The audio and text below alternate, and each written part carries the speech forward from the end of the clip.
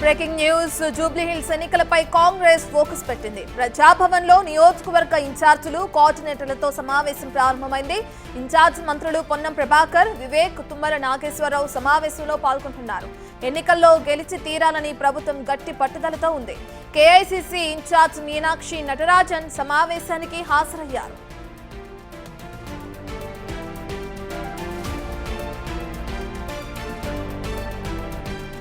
ఇదే విషయానికి సంబంధించిన పూర్తి డీటెయిల్స్ అందించడానికి మా ప్రతినిధి హేమ లైవ్ లో జాయిన్ అవుతున్నారు. హేమ, మనం చూస్తున్నాం ప్రధానంగా జూబ్లీ హిల్స్ ఎన్నికలకు సంబంధించి గెలుపే ధ్యేయంగా అన్ని పార్టీలు ముమ్మరంగా చర్యలు చేపడుతున్నాయి. ఇప్పుడు ప్రధానంగా కాంగ్రెస్ పార్టీకి సంబంధించి కూడా ఫోకస్ చేయడం కూడా మనం చూస్తున్నాం. ఇప్పుడు అటు కోఆర్డినేటర్లతో సమావేశం కూడా ప్రారంభమైంది. డీటెయిల్స్ ఏ విధంగా ఉన్నాయి, సమావేశంలో ఎటువంటి అంశాల గురించి ప్రధానంగా చర్చించే అవకాశం కనిపిస్తుంది అనుకోవచ్చు హేమ?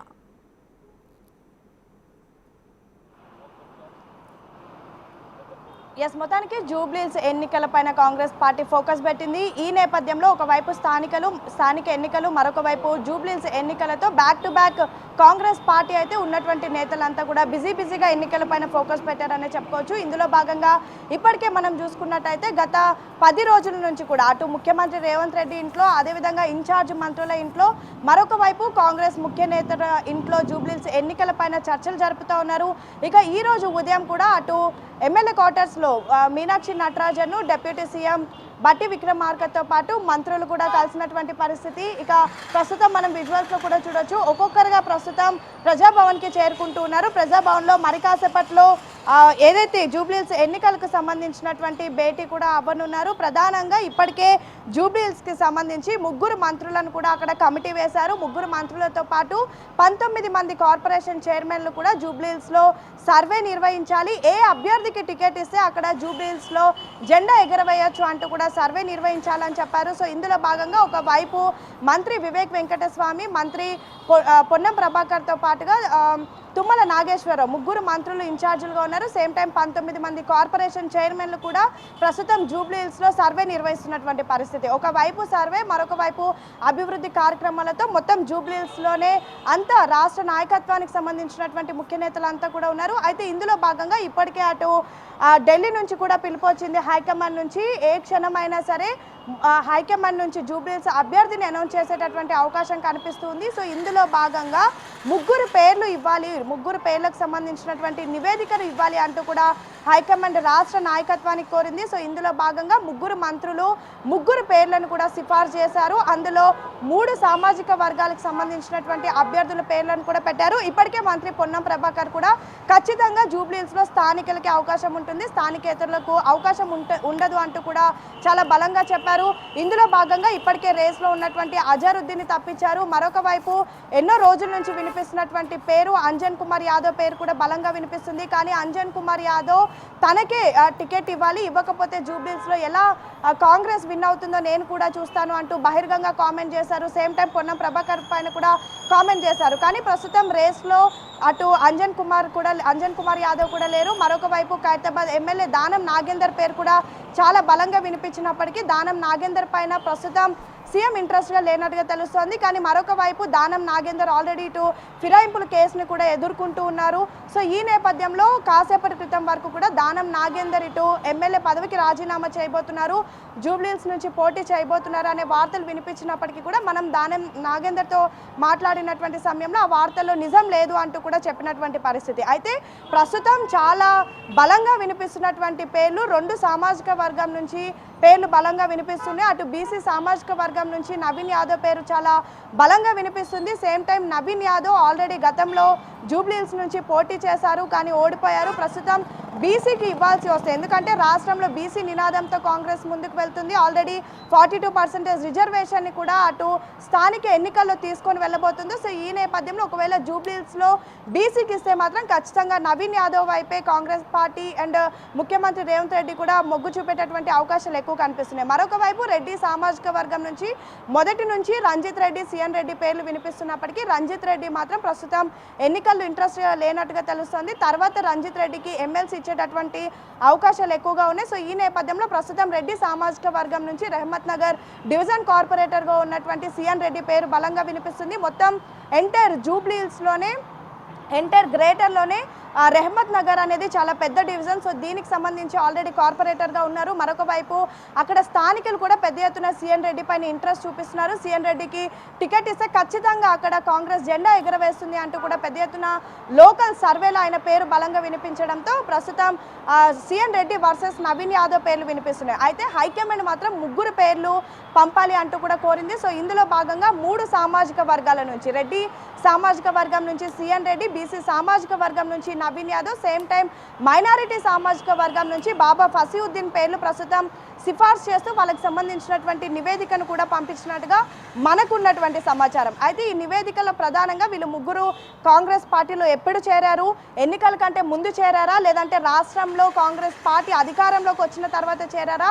లేదంటే రీసెంట్గా చేరారా, సేమ్ టైం వీళ్ళకు ఉన్నటువంటి పొలిటికల్ బ్యాక్గ్రౌండ్ ఏంటి, ఇలా అనేక అంశాలను కూడా మెన్షన్ చేస్తూ నివేదికను పంపించినట్టుగా తెలుస్తోంది. సేమ్ టైం అక్కడ నిర్వహించినటువంటి సర్వేలో ఎవరి పేరు బలంగా వినిపించింది అంటూ కూడా టాప్ 1, 2, 3 ఇలా 3 పేర్లను కూడా పంపించినట్టుగా తెలుస్తోంది. అయితే హైకమాండ్ ఏ క్షణానైనా సరే జూబ్లీహిల్స్ అభ్యర్థిని అనౌన్స్ చేసేటటువంటి అవకాశాలు కనిపిస్తున్నాయి.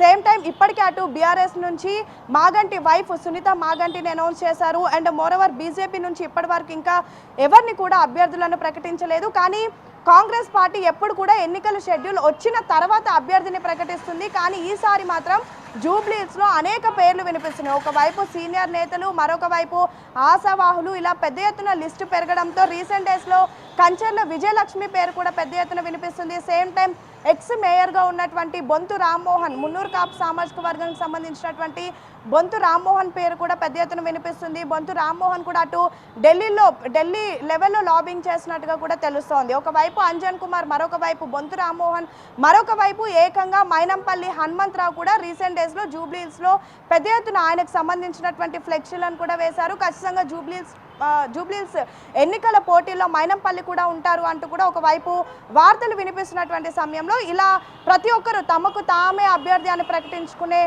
పనిలో ఉన్నారు. మరొక వైపు ఎవరికి టికెట్ ఇచ్చినా మిగతా వాళ్ళు ఎలా రెస్పాండ్ అవుతారు అనేది మాత్రం ప్రస్తుతం చాలా కీలకమైనటువంటి అంశం. సో ఈ నేపథ్యంలోనే వీళ్ళన్నంత త్వరగా అభ్యర్థిని ప్రకటించి అందరినీ కలిసి కట్టుగా పనిచేయాలి అంటూ కూడా హైకమాండ్ కోరుతా ఉంది. సో దీనికి సంబంధించి మరి కాసేపట్లో ప్రస్తుతం మనం ఉన్నటువంటి ఇదే ప్రజాభవన్లో మరి కాసేపట్లో ఇన్ఛార్జ్ మంత్రులు పొన్నం, అదేవిధంగా వివేక్, తుమ్మల నాగేశ్వరరావుతో పాటు 19 మంది కార్పొరేషన్ చైర్మన్లు, సేమ్ టైం జూబ్లీహిల్స్కి సంబంధించినటువంటి ముఖ్య నేతలు, అటు ఆల్రెడీ కొంతమంది ఆస్పిరెంట్స్గా ఉన్నటువంటి వాళ్ళని కూడా పిలిచినట్టుగా సమాచారం. సీఎన్ రెడ్డితో పాటు నవీన్ యాదవ్, బొంతు రామ్మోహన్, అజరుద్దీన్ అండ్ మిగతా సీనియర్ లీడర్స్ ఎవరైతే ఉన్నారో వాళ్ళంతా కూడా ఈరోజు మీటింగ్ హాజరు కానున్నారు. మీటింగ్లో అటు జూబ్లీహిల్స్ ఎన్నికలపైన దిశానిర్దేశం కూడా చేయనున్నారు. ఇక నిన్న సాయంత్రం ఏసీసీ వ్యవహారాల ఇన్ఛార్జ్ మీనాక్షి నటరాజన్ అటు మంత్రులతో, ఎమ్మెల్యేలతో, ఎమ్మెల్సీలు, ఎంపీలు, కార్పొరేషన్ చైర్మన్లు, అదేవిధంగా అనుబంధ సంఘాలకు సంబంధించినటువంటి చైర్మన్లతో జూమ్ మీటింగ్ని ఏర్పాటు చేశారు. జూమ్ మీటింగ్లో ప్రతి ఒక్క నేతకు కూడా దిశానిర్దేశం చేశారు. ఎలా అయినా సరే జూబ్లీహిల్స్లో కాంగ్రెస్ జెండా ఎగరవేయాలి, కాంగ్రెస్ జూబ్లీహిల్స్ ఎలా అయినా సరే కైవసం చేసుకోవాలి అంటూ కూడా పెద్ద ఎత్తున దిశానిర్దేశం చేస్తున్నారు. దీనికి సంబంధించి ప్రస్తుతం గ్రేటర్లో అమలు అవుతున్నటువంటి సంక్షేమ పథకాలే కానివ్వండి, లేదంటే రాష్ట్రంలో కాంగ్రెస్ పార్టీ ఏర్పడినటువంటి 2 ఏళ్లలో చేసినటువంటి అభివృద్ధి కార్యక్రమాలతో పాటు రీసెంట్ డేస్లో నిన్న మనతో పాటు బిగ్ టీవీతో వివేక్ వెంకటస్వామి మాట్లాడుతూ కూడా చాలా కాన్ఫిడెంట్గా చెప్పారు. గత 10 ఏళ్లలో జూబ్లీహిల్స్ నియోజకవర్గానికి చేసినటువంటి అభివృద్ధి ఏం లేదు, నేరుగా ప్రజలే వచ్చి చెప్తున్నారు. 10 ఏళ్లలో జూబ్లీహిల్స్కి బీఆర్ఎస్ పార్టీ చేసింది ఏం లేదు, కానీ 2 ఏళ్లలో కాంగ్రెస్ పార్టీ అనేక కార్యక్రమాలు చేసింది అంటూ కూడా నిన్న వివేక్ వెంకటస్వామి చెప్పారు.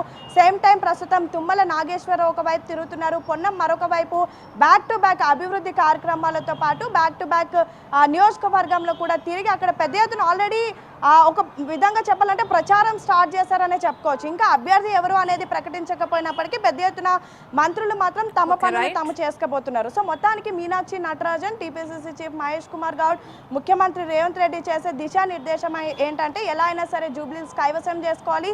ఒకవేళ జూబ్లీహిల్స్ కైవసం చేసుకుంటే ఆల్రెడీ కంటోన్మెంట్లో కూడా కాంగ్రెసే ఉంది కాబట్టి గ్రేటర్లో మరింత బలం పెరుగుతుంది. రానున్నటువంటి జిహెచ్ఎంసీ ఎలక్షన్స్కి ఇది ఒక పెద్ద మైలేజ్ని తీసుకొస్తుందని భావిస్తున్నారు. సో చూడాలి మరి ఆ ఎన్నికలు ఎప్పుడు ఉండబోతున్నాయి, తర్వాత ఎవరు గెలుస్తారు, ఇదంతా పక్కన పెడితే అసలు అభ్యర్థి ఎవరు, వన్స్ అభ్యర్థిని ప్రకటించిన తర్వాత మిగతా సీనియర్ నేతలు ఎలా దీనిపైన రియాక్ట్ అవుతారు, అందరూ నిజంగా పార్టీ భావిస్తున్నట్టుగా కలిసికట్టుగా పనిచేస్తారా, లేదంటే మళ్ళీ అలకలు బుజ్జగించడాలు ఇవన్నీ జరుగుతాయి. ఎందుకంటే కాంగ్రెస్ పార్టీలు ఇవన్నీ కామనే కాబట్టి సో చూడాలి ఫైనల్ గా ఏం జరగబోతోంది అనేది. Right, thank you Hema.